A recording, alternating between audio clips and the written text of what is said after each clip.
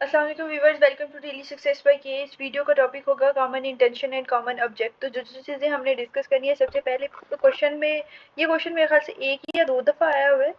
हम देख लेंगे पास पेपर को साथ, लेकिन अभी जो है आउटलाइन आप देख लीजिए। इंट्रोडक्शन है, इंट्रोडक्शन के अंदर जो जो चीज़ें हम कवर करेंगे वो आपकी डेफिनेशन होगी। ये कॉमन इंटेंशन को हम समझेंगे कि कॉमन इंटेंशन क्या होता है, और फिर उसके बाद हम देखेंगे कॉमन ऑब्जेक्ट क्या होता है। सही है। फिर उसके बाद हम उन दोनों की इम्पोर्टेंस देखेंगे क्रिमिनल लॉ के अंदर।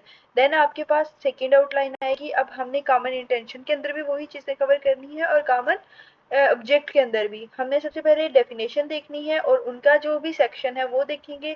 फिर उसके बाद हम की एलिमेंट्स देखेंगे। यहाँ पर मैंने एक लीगल लैंडमार्क केसेस भी ऐड किए हैं, आप उनको पढ़ लीजिएगा। ऐड करना चाहो तो ठीक है, नहीं करना चाहो तो इसमें कोई इशू नहीं है, बल्कि मैं तो कहती हूँ छोड़ ही देना और एप्लीकेशन वाला कर लो। और फिर उसके बाद अगर कॉमन इंटेंशन के केस में आपको डिफेंस किन किन बातों के बेस के ऊपर मिलता है, देन उसके बाद हमारा होगा कॉमन ऑब्जेक्ट। ठीक है। कॉमन ऑब्जेक्ट के अंदर भी हमें डेफिनेशन कवर करनी है, की एलिमेंट्स कवर करेंगे, और फिर उसकी इसी तरह हम उनके जो है वो एप्लीकेशन और डिफेंस देख लेंगे। देन फोर्थ आउटलाइन के अंदर हम देखेंगे कंपैरेटिव एनालिसिस। कंपैरेटिव एनालिसिस के अंदर हम कॉमन इंटेंशन और कॉमन ऑब्जेक्ट दोनों देखेंगे, यानी इनकी सिमिलैरिटीज भी देखेंगे, इनकी डिफरेंसेस भी देखेंगे, पॉलिसी कंसिडरेशन भी देखेंगे। देन एट द लास्ट आपने कंक्लूजन लिखना।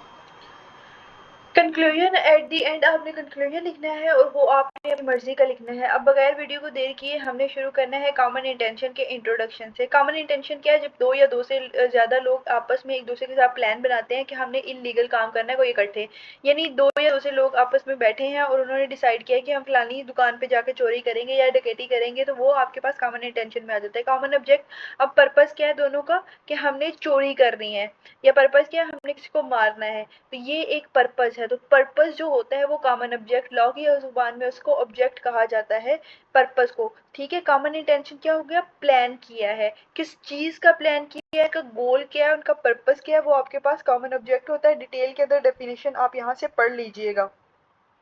इम्पोर्टेंस अगर हम देखें, एक तो हमें क्रिमिनल लॉ के अंदर इसकी इम्पोर्टेंस ये है कि एक तो हम रिस्पॉन्सिबिलिटी को डिटरमिन कर सकते हैं, दूसरा हम इंश्योर करते हैं अकाउंटेबिलिटी को, कि कोई जिसने बुरा किया है, जिसने क्राइम किया है, वो किसी ना किसी तरह से बच ना सके। और उसके अलावा ये लॉयर्स की हेल्प करेगा, यानी हेल्पिंग प्रोसिक्यूटर्स लॉयर्स की हेल्प करेगा, ताकि वो जो है वो केसेस जो हैं वो स्ट्रॉन्ग केसेस बिल्ड कर सकें। उसके अलावा डेटरिंग क्राइम का मतलब ये है कि वो रोकेंगे एक जो क्रिमिनल बिहेवियर है, लोग क्राइम करने से पहले डरेंगे, और इंश्योर करेंगे कि सब लोगों को जो है वो इंसाफ मिले, इंश्योरिंग जस्टिस। सेम इसी तरह अब हम कॉमन इंटेंशन है, कॉमन इंटेंशन को कौन सा, अब हमने ये जो इंट्रो है वो कवर कर लिया है। जब हम आउटलाइन आपको याद है कॉमन इंटेंशन के अंदर कौन कौन सी चीज़ें कवर करनी थी, उनको मैं ग्रीन के साथ हाईलाइट कर रही हूँ। सबसे पहले लीगल डेफिनेशन और एग्जांपल होगी इसकी। ठीक है। फिर हम इसके की एलिमेंट्स देखेंगे। नेक्स्ट जो लैंडमार्क केसेस वाली है ये आप छोड़ दोगे, एप्लीकेशन हम इसकी पढ़ेंगे क्रिमिनल लॉ के अंदर। और डिफेंसेस टू कॉमन इंटेंशन, हम ये चीज़ें इस टॉपिक के अंदर पढ़ने लगे हैं अब। सबसे पहले कॉमन इंटेंशन आपको पता है वो क्या होता है, लेकिन हम देख लेते हैं पाकिस्तान पिनल कोड पीपीसी के अंदर कौन सा ऐसा सेक्शन है जो बेसिकली कॉमन इंटेंशन को डील करता है। वो है सेक्शन 34, कॉमन इंटेंशन के साथ डील करेगा। इसके मुताबिक जब कोई पर्सन कमिट करता है क्राइम, जो बहुत सारे लोग जो हैं वो एक दूसरे के साथ काम कर रहे थे, उनका एक ही इंटेंशन होता है, तो हर एक को इंडिविजुअली जो क्राइम है उसकी सज़ा मिलनी चाहिए। कंसेप्ट ऑफ शेयर इंटेंट का मतलब ये है कि सबका सेम गोल है, सबका सेम पर्पस है। एलिमेंट्स, अगर हम की एलिमेंट्स की बात करें तो उसके तीन की एलिमेंट्स हैं। पहला क्या है कि पहले से अरेंज किया हुआ प्लान होगा। तीसरा, हर पर्सन एक्टिवली इक्वली इन्वॉल्व होगा एक्ट के अंदर, और उनमें एक यूनिटी पाई जाएगी। These are the key elements of the common intention. अब उसके बाद एप्लीकेशन क्या है, कि application common intention is often use in cases involving group crimes, यानी कॉमन इंटेंशन ऐसे केसेस के अंदर होती है जहाँ पे ग्रुप क्राइम, यानी ग्रुप में लोग जो हैं वो प्लान करते हैं और फिर उसके बाद उस क्राइम को कमिट करते हैं। इंडिविजुअल रिस्पॉन्सिबिलिटी, ये नहीं होता कि किसी एक पर्सन रिस्पॉन्सिबल होता है, बल्कि ये सारे लोग मिलके एक दूसरे के साथ सबका अपनी अपनी रिस्पॉन्सिबिलिटी उतने ही परसेंट होगी। अब कौन से ऐसे केसेस हैं जिनके अंदर कॉमन इंटेंशन से आपको डिफेंस मिल सकता है, बचाव हो सकता है। सबसे पहली चीज़ है जी लैक ऑफ पार्टिसिपेशन। अगर जिसके ऊपर इल्ज़ाम लगा है वो बंदा ये प्रूव कर दे कि मैं इस प्लान का तो पार्ट ही नहीं था और ना ही मैंने इस क्रिमिनल एक्ट के अंदर जो है वो पार्टिसिपेट किया है। अब इसको प्रूव करने के डिफरेंट वेरियस स्टेप्स हो सकते हैं। तो अगर वो ये प्रूव कर देता है तो उसको डिफेंस मिल जाएगा। दूसरा वो ये कहे कि जो भी एग्रीमेंट हुआ था मैं उसमें था ही नहीं, ये मेरे से पहले का प्लान है, उस केस के अंदर भी कॉमन इंटेंशन के जो केस होता है वो कहीं ना कहीं कमज़ोर पड़ जाता है। ठीक है। अब नेक्स्ट आपके पास है कॉमन ऑब्जेक्ट। सेम इसी तरह हमने कॉमन ऑब्जेक्ट की लीगल डेफिनेशन देखनी है जो कि section 149 of the PPC deal करता है और इसके मुताबिक ये इसकी डेफिनेशन है।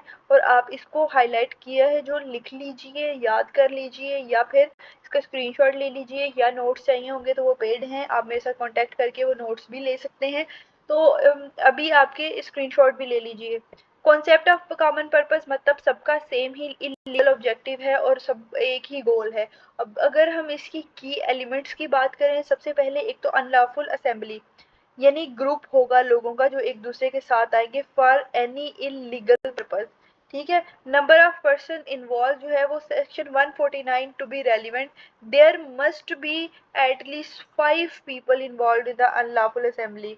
ठीक है। अनलॉफुल असेंबली के लिए एटलीस्ट कितने लोग चाहिए होते हैं? 5 लोग होने चाहिए एटलीस्ट, जिन्होंने आपस में बैठ के पूरा प्लान किया है और सबका एक ही ऑब्जेक्टिव होना चाहिए। These are the key elements of the common object. Application क्या है? ग्रुप लाइबिलिटी और specific offences under common object. Group liability under the common object, all members of the unlawful assembly can be held liable for crimes committed by any member of the group. अगर वो crimes commit हो जाएं तो सारे members equally liable होंगे crime के लिए। Specific offences under common object.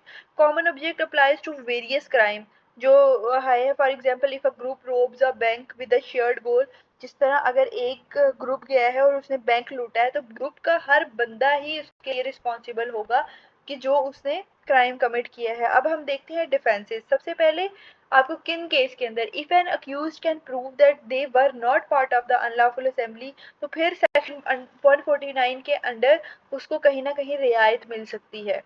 If it can be shown that the accused has a different objective or purpose, कि जो अनलॉफुल असेंबली जिसके साथ उसको रिलेट किया जा रहा है उसके साथ तो उसका पर्पस था ही नहीं, उससे डिफरेंट पर्पस है, तो इस केस के अंदर भी उसकी रिहाई हो सकती है। कंपैरेटिव एनालिसिस अब हम देखेंगे। फोर्थ आउटलाइन है हमारे पास, मैंने गलती से इसको ग्रीन के साथ शो कर दिया है, मैं इसको कर भी देती हूँ। ठीक। कंपैरेटिव एनालिसिस है आपके पास, ये हो ही नहीं रहा है।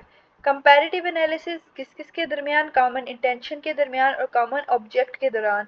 सबसे पहले सिमिलैरिटी हम देख लेंगे दोनों के दरमियान, दोनों ग्रुप्स में इन्वॉल्व होंगे और दोनों का सेम पर्पस होगा। डिफरेंस अगर हम देखें तो एक प्री प्लान्ड है और एक है unlawful assembly. Common intention basically दो लोगों के दरमियान भी हो सकती है। Common object basically formation of unlawful assembly है जिसका सबका एक कॉमन पर्पस है। लीगल प्रोविजंस के लिहाज से दोनों में डिफरेंस है। कॉमन इंटेंशन सेक्शन 334 बात करता है और कॉमन ऑब्जेक्ट सेक्शन 149 इसके बारे में बात करता है। तो मिनिमम नंबर ऑफ पीपल के लिहाज से आप डिफरेंस लिख सकते हो कि उनमें दो भी हो सकते हैं, लेकिन कॉमन ऑब्जेक्ट के लिए आपको एटलीस्ट 5% जो है वो चाहिए होते हैं। पॉलिसी कंसिडरेशन, पॉलिसी बनाते वक्त ज़रूरी होना चाहिए कि ऐसी जो है वो उसके अंदर बातें लिखी जाएँ जिससे ग्रुप क्राइम्स जो हैं उनको रोका जा सके और इस तरह के जो जिन्होंने क्राइम किए हैं कोशिश करें कि उनको जो है वो अकाउंटेबल हों, वो कानून के सामने जवाबदेह हों और जिन्होंने जिनका नुकसान हुआ है उनको जितना हो सके उतना जस्टिस मिल सके। ठीक है। आई होप सो आपको चीज़ें कवर हो गई हैं। अब हम बात करते हैं पास्ट पेपर के बारे में। जो पास्ट पेपर के अंदर सवाल पूछे गए हैं, देखो क्रिमिनल ट्रेसपास किसने हाईलाइट किया हुआ है, इसका जो है वो देख लेते हैं। आपका सबसे पहले यही रहा, explain the concept of common intention and common object, और इनमें डिफरेंशिएट करिए। फिर एक और सवाल इसका पूछा गया है, मैं आपको वो भी बता देती हूँ। ये रहा, explain the concept of common object with intention with special reference to the rule of constructive liability. जो चीज़ें मैंने आपको बताई हैं आपने वो इनमें लिखनी है। अगर आपको मेरी वीडियो पसंद आई है तो लाइक करके ज़रूर जाइएगा और चैनल को शेयर करिए, कमेंट भी करिए। और इसके अलावा एक और चीज़, अगर आपको नोट्स चाहिए तो वो पेड हैं, आप मेरे साथ कॉन्टैक्ट कर सकते हैं। ठीक है, तो लिंक मैं डिस्क्रिप्शन बॉक्स में दे रही हूँ, उसके थ्रू आप मेरे से कॉन्टैक्ट कर लीजिए और नोट्स खरीद लीजिए। अल्लाह हाफिज़।